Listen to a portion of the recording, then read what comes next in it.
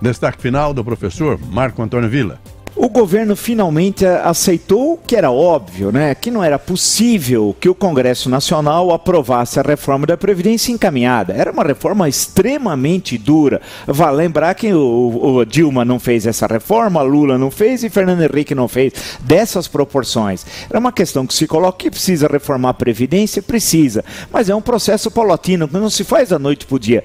É necessário fazer reformas ao longo do tempo, né? E implantar um regime severo desse, sem preservar direitos que são fundamentais, direitos adquiridos, e sem uma regra de transição adequada, atinge mesmo, especialmente os mais baixos, não é correto. Portanto, o governo ter voltado atrás é absolutamente do jogo democrático e, nesse sentido, está de parabéns. Por outro lado, o campo econômico, quando lê o recuo do governo, ou a negociação, no bom sentido, republicana que o governo fez, diz assim, é um absurdo, a crise vai aumentar, isso vai criar problemas econômicos. Conversa fiada. A crise econômica do Brasil, a razão fundamental não é a Previdência, mas foi o modelo petista, o projeto criminoso de poder. Essa que foi a grande questão, né? Falsificou a contabilidade nacional, fez uma verdadeira tragédia, destruiu a estrutura de Estado, e não é por causa da Previdência a crise. Isso não significa diminuir os problemas que existem nem da Previdência. Ninguém diz que não tem problema, mas é necessário alguns passos, por exemplo, uma auditoria,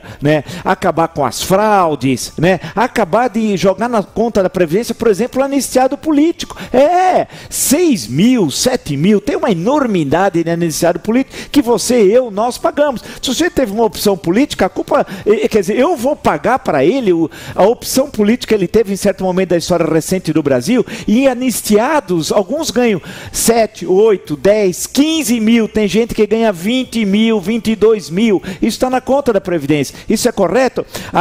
O pagamento lá do Fundo Rural, da renda mínima lá, tal, da aposentadoria rural, cai também na Previdência, não é da Previdência. Então o que é necessário? Aprovar essa reforma com modificações e apontar uma necessidade que vai ocorrer para o próximo presidente eleito em 2018, que assume em 2019, vai ter de fazer alguma outra reforma, isso vai ser indispensável, mas a questão que se coloca, nós vamos conhecer o rombo da Previdência. Essa é a primeira coisa. A gente não pode discutir formas de resolver o problema da Previdência sem saber efetivamente qual é o tamanho desse rombo. E há sempre uma visão, muitas vezes equivocada dos economistas, que o Brasil vai acabar. Para alguns economistas, o Brasil já acabou desde o dia 22 de abril de 1500, quando o Cabral chegou aqui. Alto lá, devagar com Andor. Então é necessário aprovar, discutir politicamente com o Congresso Nacional e com a sociedade brasileira, fazer algumas reformas. Eu sou a favor, por exemplo, acho que a idade de homem e mulher tem de ser a mesma, né? Se você tem os plenos direitos mas a mulher trabalha mais em casa, esse é o problema dela com o marido, cabe ela resolver esse problema da esfera doméstica e não o Estado resolver essa questão.